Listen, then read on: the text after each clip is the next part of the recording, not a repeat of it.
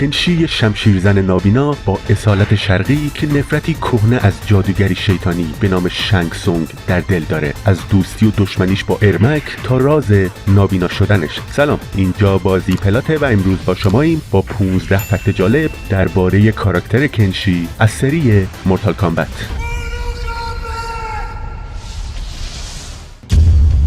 اولین حضور کنشی تو سری مورتال کامبت مربوط به بازی مورتال کامبت ددلی الاینس میشه. کنشی همچنین به عنوان کاراکتر قابل بازی تو بازی‌های مورتال کامبت 2011، مورتال کامبت اکس و جدیدترین نسخه مورتال کامبت یعنی مورتال کامبت 1 هم حضور داره. کنشی تاکاهاشی یه شمشیرزن نابیناست که توانایی‌های تلکینیسز یا دورجنبی و سایکوکنیسز یا روانجنبی در اختیار داره. کنشی پدر تاکدا تاکاهاشی و یکی از اعضای اصلی نیروهای ویژه یا همون اسپشال فورسز و OIA. در مراحل اولیه طراحی کاراکتر کنشی ظاهراً قرار بود اسمش بلایند گی یا گی کور باشه که اسم خیلی جالبی به نظر نمی رسید، مخصوصاً اینکه تو کاستوم اصلیش چشم بند هم نمیبست. در ادامه روند طراحی کاراکتر اسمش به بلایند کنشی تغییر پیدا کرد و در نهایت کلمه بلایند رو هم از اسمش حذف کردند و اسمش شد کنشی. در گفتگوی قبل از مبارزه بین کنشی و کسی کیج تو بازی مورتال کامبت اکس، کسی کیج کنشی رو کیانو خطاب میکنه. You're up, Keanu. این واضحاً اشاره‌ای به شخصیت کیانو ریوز یعنی نئو در سری فیلم‌های ماتریکس، مخصوصاً ظاهرش تو فیلم ماتریکس ریولشنز که تو اون فیلم دقیقاً مثل کنشی چشم بند میبست. در بازی مورتال کامبت ددلی الاینس لباس جایگزین کنشی نسخه ای از کنشی قبل از نابینا شدنشه. ظاهرا سعی داشتن تو این لباس کنشی رو شبیه کاراکتر ریو از استریت فایتر کنن. شاید به همین دلیله که لباس جایگزین بعدیش تو مورتال کامبت دیسپشن یا آرماگدن شبیه لباس جایگزینش تو ددلی الاینس نبود. تو بازی مورتال کامبت 9 برای PS ویتا هم کنشی لباس جایگزین داره که توش چشم بند نبسته، اما برخلاف لباس دومش تو بازی ددلی الاینس به نظر میرسه اینجا نابیناست. بازیگر کاراکتر کنشی در فصل دوم سریال مورتال کامبت لگسی یه بازیگر آمریکاییه به نام دنیل ساوثورث. همونطور که گفتیم لباس دوم کنشی تو بازی ددلی الاینس خیلی شبیه ریو از استریت فایتره. حالا نکته جالب اینه که دنیل ساوثورث یعنی بازیگر کنشی تو سریال مورتال کامبت لگسی نقش ریو رو هم توی یه ویدیوی فن مید که یه جورایی مربوط به بازی‌های استریت فایتر و تکن می‌شده بازی کرده. تو بازی مورتال کامبت ددلی الاینس اگه کنشی وارد چالش تست یور سایت یا بیناییت رو به چالش بکش بشه، از اونجایی که نابیناست در واقع از شنواییش برای انتخاب درست استفاده میکنه. جالبه که سازنده ها فراموش نکردن که این بخش رو برای کنشی متفاوت درست کنن. بازی مورتال کامبت 1 یعنی جدیدترین نسخه مورتال کامبت اولین بازیه که کنشی رو به عنوان یه شخصیت قابل بازی قبل از نابینا شدنش نشون میده. درسته که مشابه دو خط زمانی اول کنشی در نهایت بیناییش رو از دست میده، ولی برخلاف دو خط زمانی اول تو این خط زمانی جدید کنشی به طور فیزیکی چشماشو از دست میده، یعنی ملینا چشاشو از کاسه در میاره، اما تو دو خط زمانی قبلی اون توانایی دیدنش رو بعد از قرار گرفتن در معرض چاله ارواح شنگ سونگ از دست میداد. همچنین تو این خط زمانی جدید دستهای کنشی به وضوح با خالکوبی‌های متعددی پوشیده شده، درست مثل یاکوزاها، چون این ورژن از کنشی ظاهراً زمانی عضو این سازمان جنایی بوده.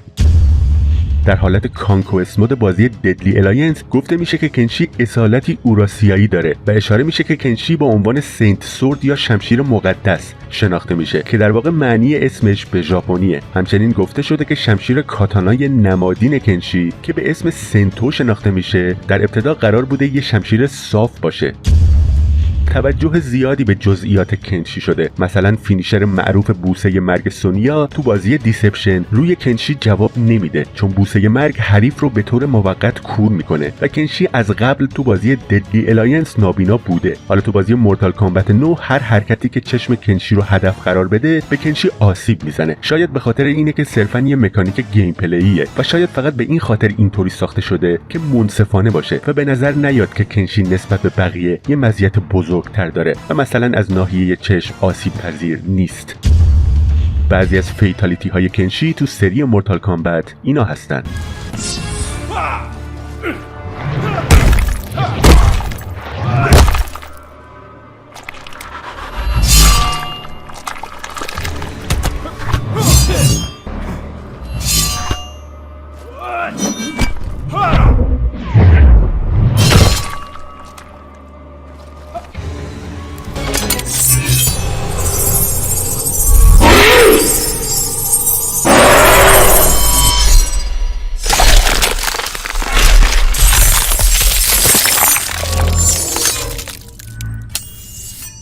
Kenshi wins.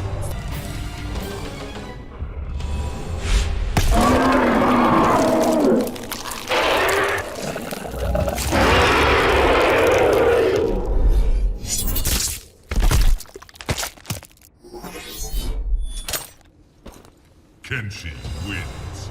Fatality.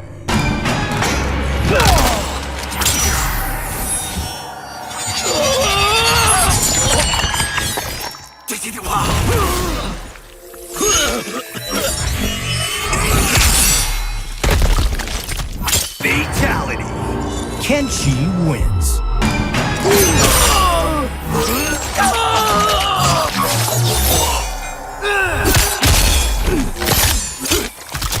Fatality. Kenshi wins.